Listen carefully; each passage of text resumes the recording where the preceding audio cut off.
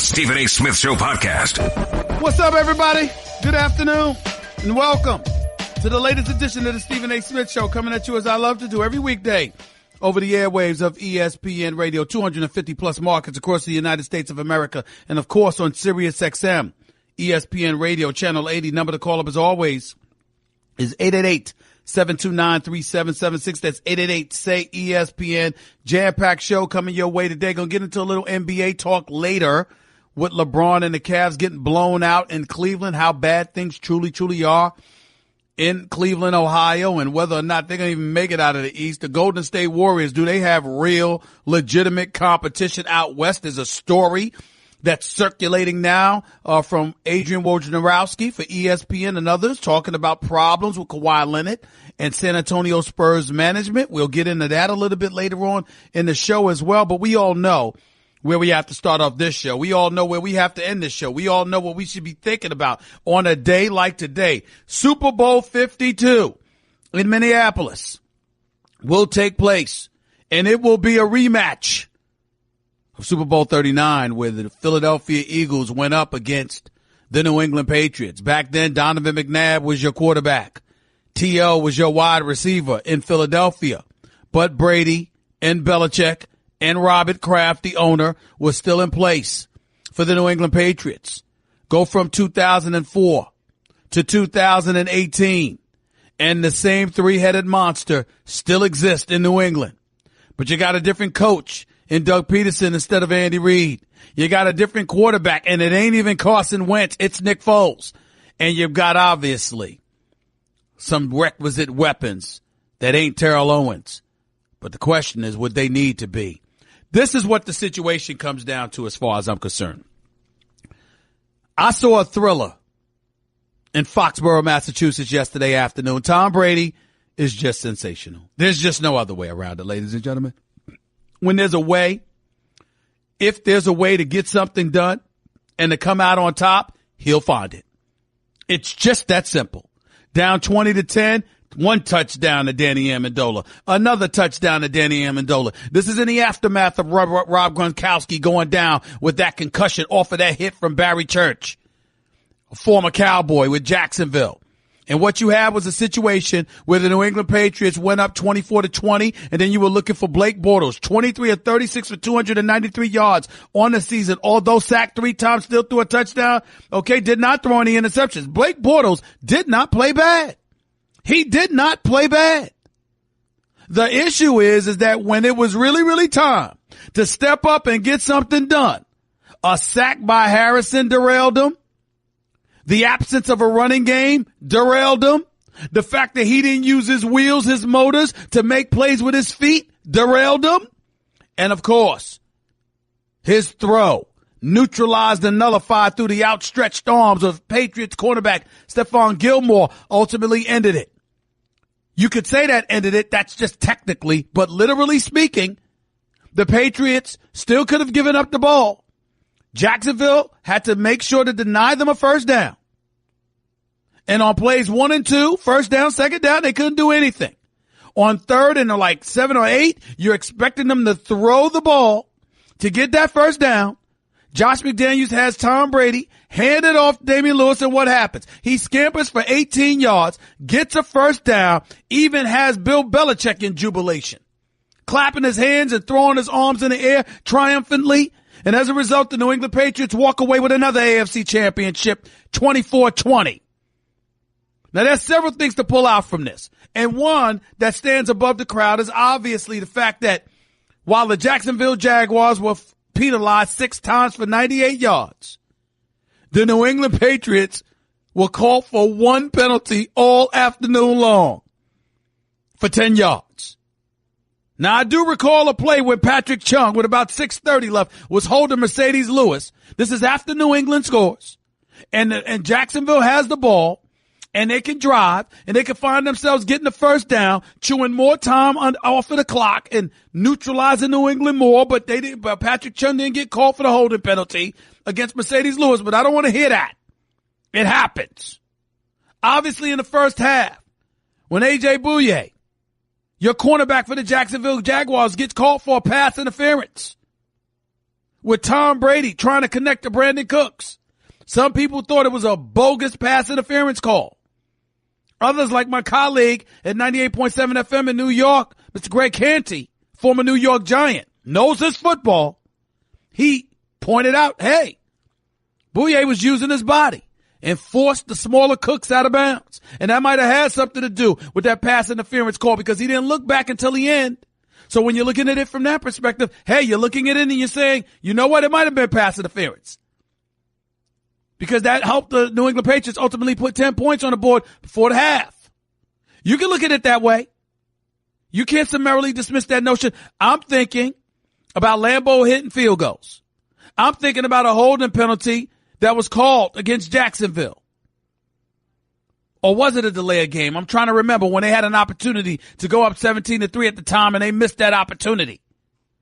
But no matter where you look at it, several instances where Jacksonville just didn't close the deal, didn't get it done. Me personally, I thought they got a bit too conservative in the second half.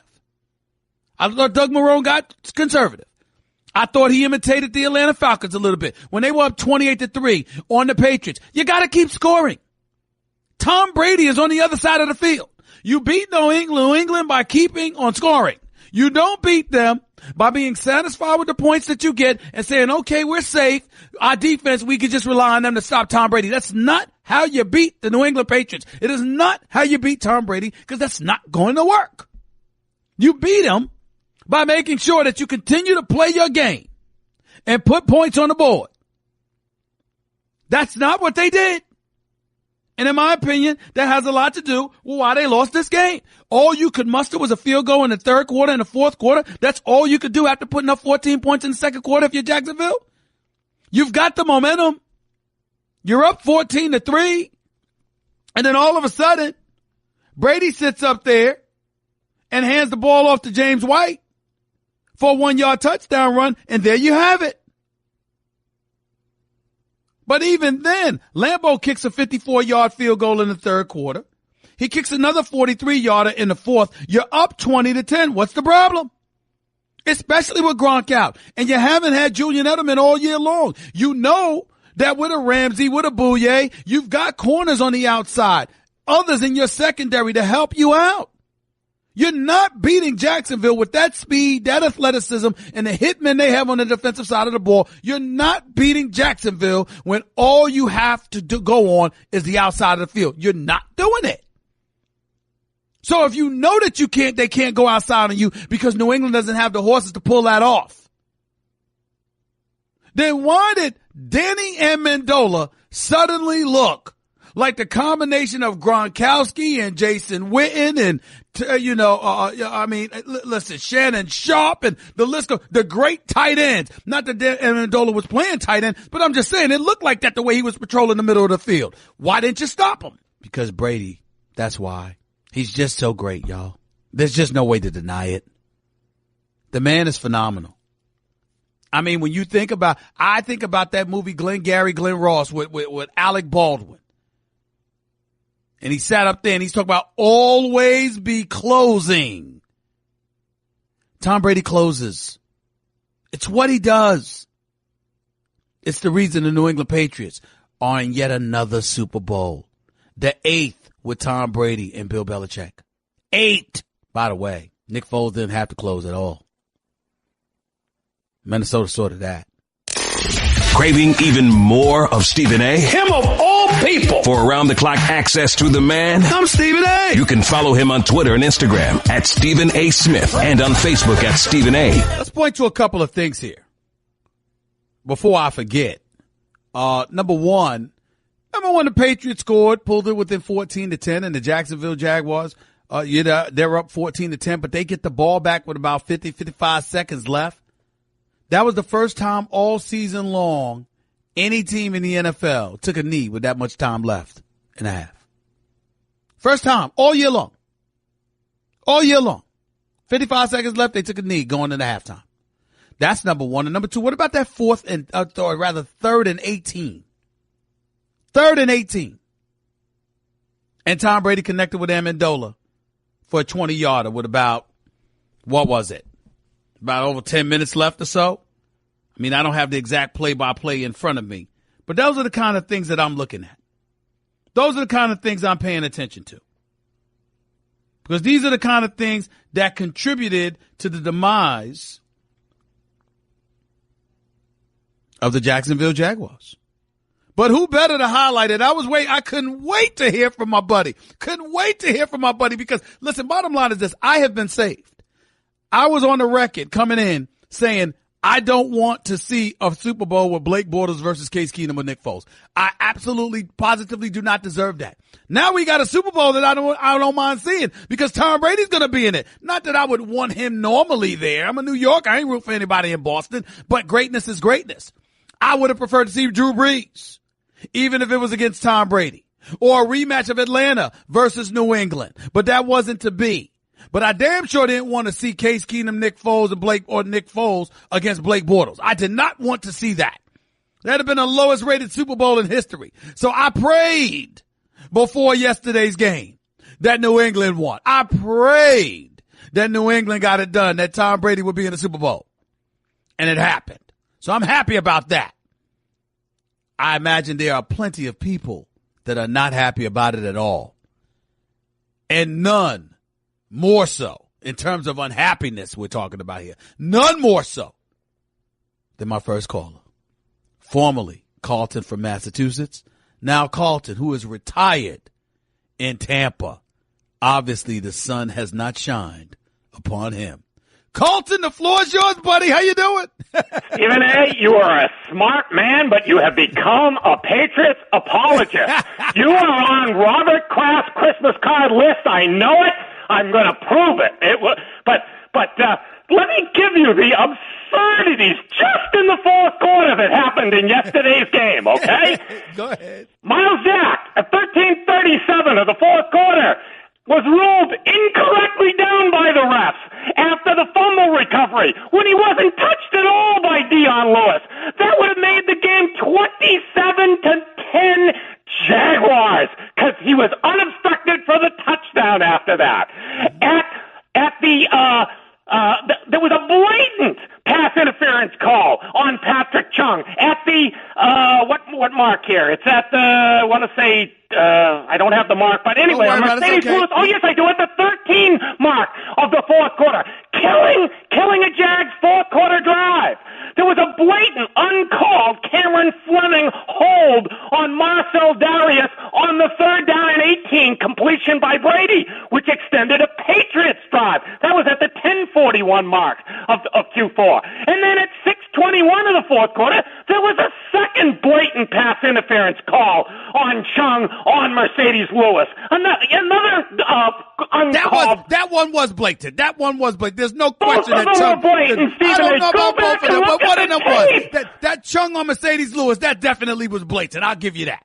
Two of them were, and they killed Jags' fourth quarter drive, Stephen A. They basically took possessions away from the Jacksonville Jaguars.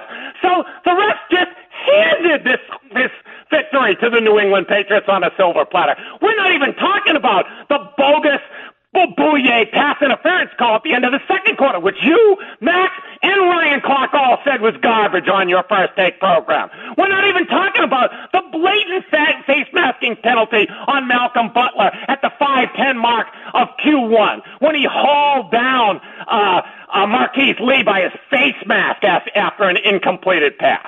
I mean, this is just absurd. One penalty on the Patriots for 10 yards. 6 penalties on the Jaguars for 98 yards. I told you on Friday that was exactly what was going to happen. 3 penalties on the Jacksonville Jaguars secondary, none on the Patriots secondary. It is a joke, Stephen A. It is such a joke. We got articles all over Pro Football Talk talking about it. We got commentators talking about it. The NFL is becoming an absurd joke. And if they don't clean this up, people are going to stop watching. They're not going to stop watching. Come on now. I think fix is in, my friend. Go and look at how many comments about the fix being in from everywhere in the country. Not from just Patriots haters like Carlton in Tampa. From everybody. This is nonsense, Stephen A., and everybody is getting to see it. I got you. I understand you're a bit frustrated, Carlton. I can't blame you because there was one penalty for 10 yards for the entire game for the New England Patriots. That does leave you scratching your head saying, damn, I mean, they really got away with it. Stephen A., in the last 5 games when the Patriots were on death's door, after they lost to the Dolphins and they were at risk of losing home field advantage, the Patriots have been called for 110 yards in penalties. Their opponents have been called for 390 yards in penalties, had 2 touchdowns reversed, had a 4th down stop reversed, had a Patriots 4th down punt reversed. It's a joke, Stephen A. It's a joke. Well, thank you for the call, Carlton. I appreciate it. Listen, let me tell y'all something right now. Here's my attitude. Bill Belichick's doing something right. Now, I watched the game and I saw 99% of what Carlton just highlighted is absolutely true. That was a face mask that should have been called on Malcolm Butler. No doubt about it. All of it's true. All of it's true. I totally get it.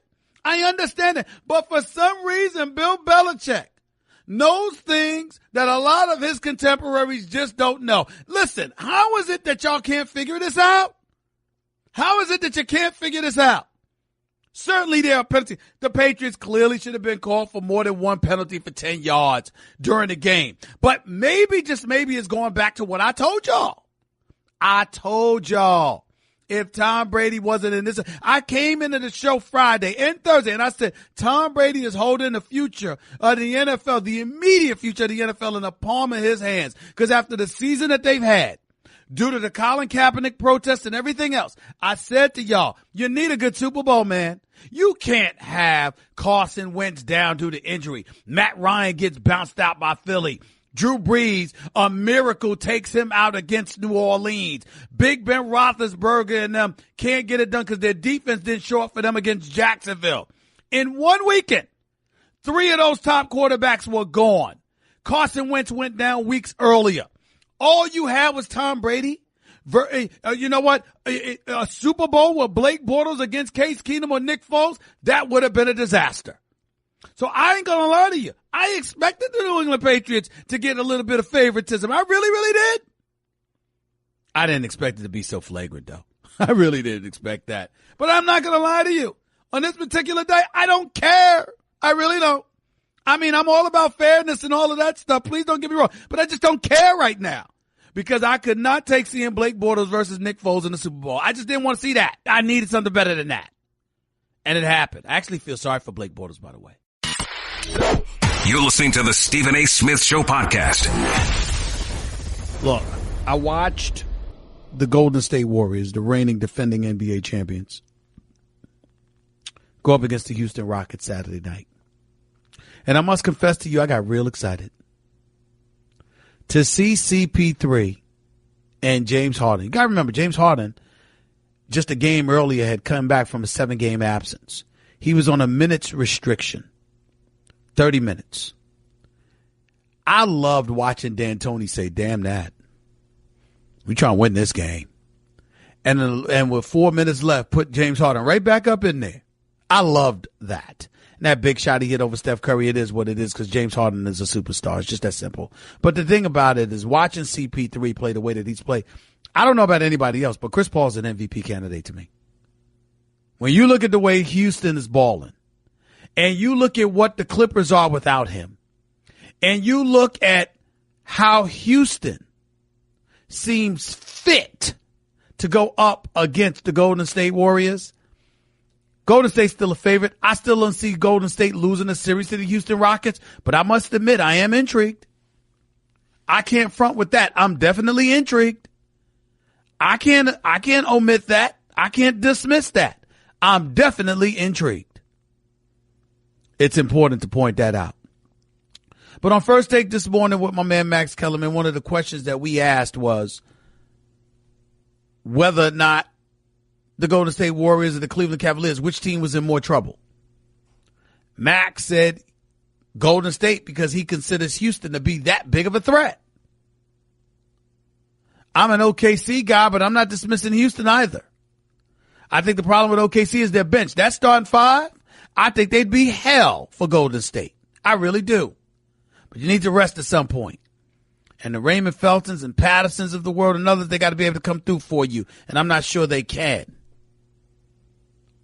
In the case of the Houston Rockets, there's more depth, there's more shooters. And they can get into more of a shootout with Golden State than any other team. San Antonio, I don't know what the hell is going on with them right now, other than to say that Kawhi Leonard is an upstanding citizen and the Spurs are a first-class organization. I'm not trying to cast any aspersions on anybody. But it doesn't look good when a player is complaining about the treatment he's receiving because he's basically claiming he doesn't trust your medical staff. That doesn't look good. But it's not often that we hear complaint about the San Antonio Spurs. And I can't think of a coach who's more protective of his players and their well-being than Greg Popovich.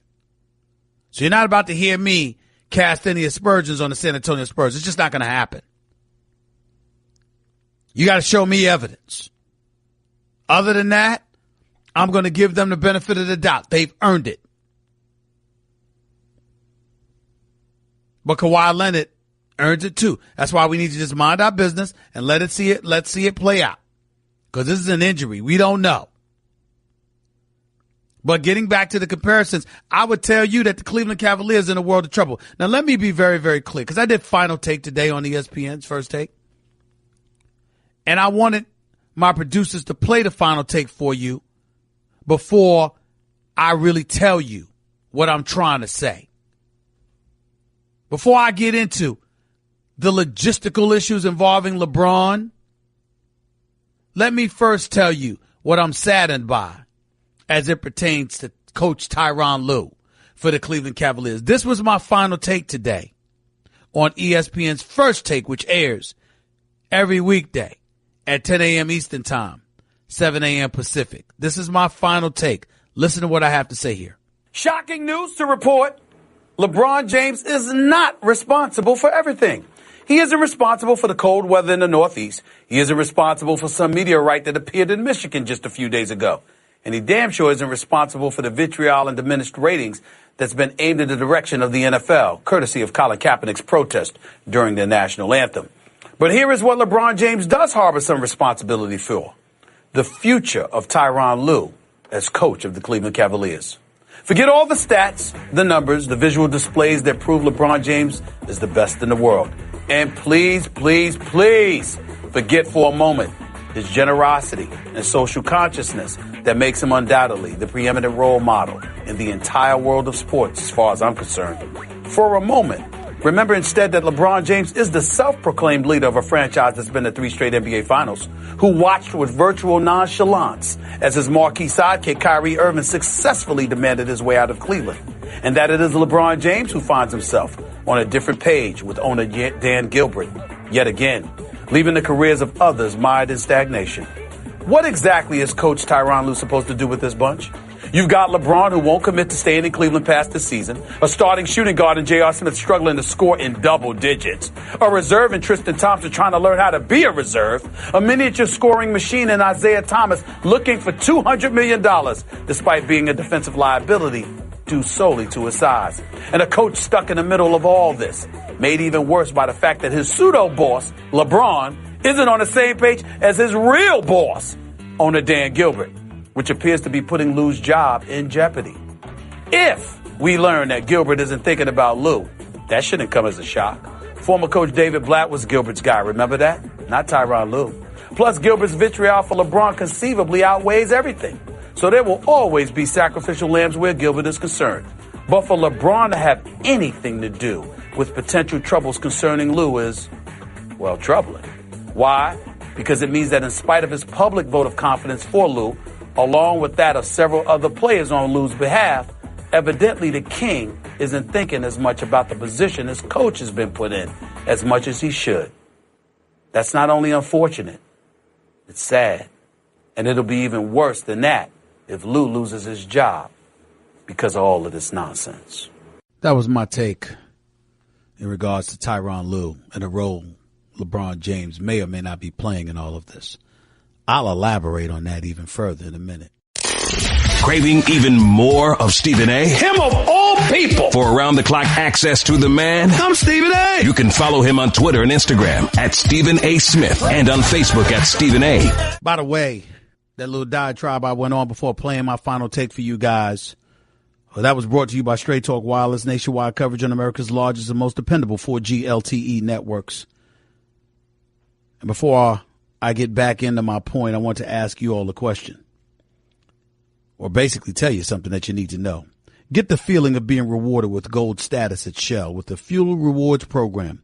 Download the Fuel Rewards app. Join and start saving 5 cents a gallon today. You're listening live to the Stephen A. Smith Show right here on ESPN Radio, 888-729-3776. That's 888-SAY-ESPN. I played that final take for you because that's going to be the fallout potentially for Tyronn Lue because of what's transpiring with the Cleveland Cavaliers. I believe they've lost 9 of their last 12 games. 2 of their 3 wins came against the Orlando Magic, which isn't knocking anybody's socks off, obviously. And it's shaking the team more than anything in recent memory. If you go to NBA.com right now, look at my man David Aldridge, my buddy David Aldridge, for years has done an outstanding job covering the National Basketball Association. He speaks, you should listen. He knows what the hell he's talking about. He's got an article on NBA.com right now. It says, pick in Cleveland Cavaliers pocket makes trade possible and other things murky. Essentially that, if you remember with the Kyrie Irving trade, Cleveland sent Kyrie Irving to Boston. In exchange, they got Isaiah Thomas, Jay Crowder, Ante Cizic, a 2020 second rounder, and the 2018 first round pick from Brooklyn.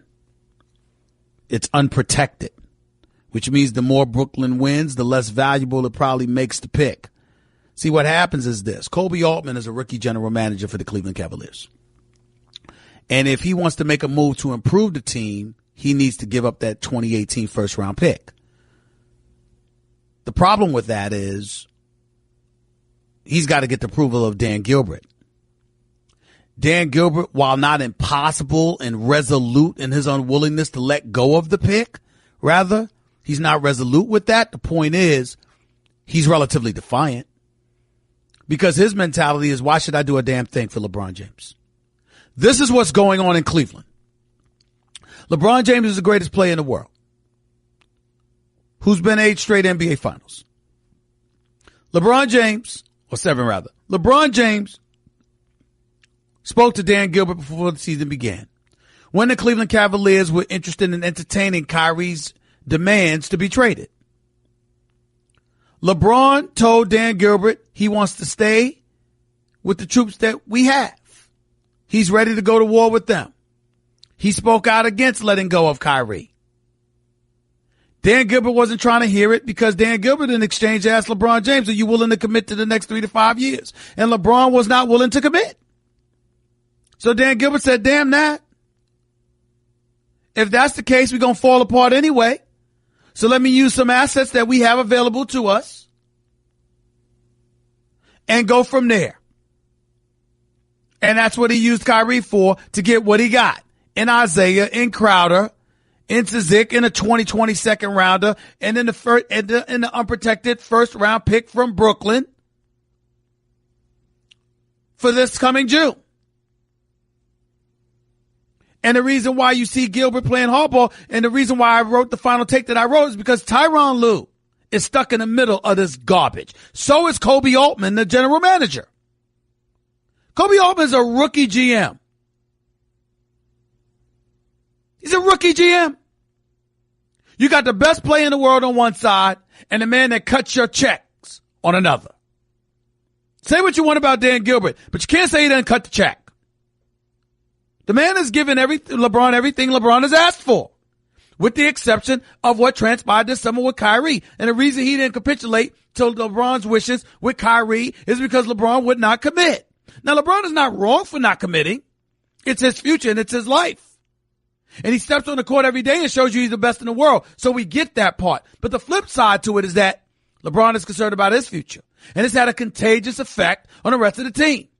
Because while LeBron is worth over $500 million, and while LeBron has money out the wazoo, and while LeBron is set for generations and has all the power in the world as a professional athlete,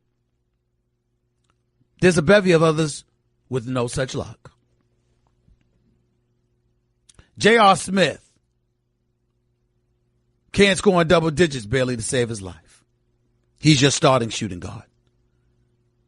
Because he was perplexed and a bit chagrined that he was relegated to the bench once D. Wade arrived. Took him a little while to get over that. Still hasn't found his shot. Kevin Love's trying to adjust to being in the starting lineup, playing a 5 as opposed to playing a 4 like he customarily played. Tristan Thompson is a reserve, still trying to learn how to be a reserve because he never had to be a reserve before. Plus, he's with a Kardashian. Make of that what you will. Isaiah Thomas is looking for a $200 million contract or close to it, but he's 5'9" and he's a defensive liability. And if you didn't know that before, you damn sure know it after Saturday night. I hope he gets paid because the brother could play. And he deserves money because he's been underpaid for years. But we all know how this works. They use an excuse to lowball you, and they'll have some for him this summer. And then, of course, you got a situation where you got all of that going on and Tyronn Lue stuck in the middle. Because all of those different agendas are things that he has to maneuver through while still answering to a pseudo boss in LeBron and a real boss in Dan Gilbert who cuts the checks. And LeBron coming out, well, he supports Tyronn Lue. Oh, whatever. And I'm not questioning that he supports him because I know he does. I'm just saying it means nothing because it's not going to stop Gilbert from doing what Gilbert wants to do.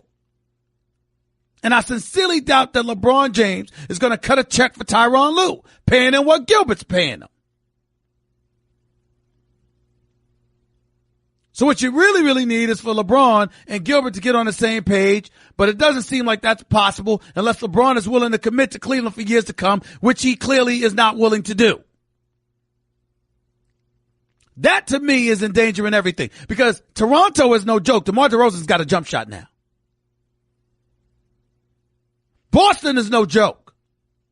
And God help everybody if they find a way to get their hands on Anthony Davis. God help everybody. That better not happen. They get Anthony Davis with Kyrie, and they keep either Tatum or Jaylen Brown. Look the hell out. I'm telling you now. And believe it or not, even though I wouldn't bet on them by a long shot, I'm still not going to summarily dismiss the Washington Wizards because I believe in that team. I just think that Wall and Beal got to get on the same page. I think there's too many individual agendas going on as opposed to a collective effort to just win. But when you are as dysfunctional as the Cleveland Cavaliers have appeared, hell, anybody could beat you at that point. And that's what we're witnessing right now.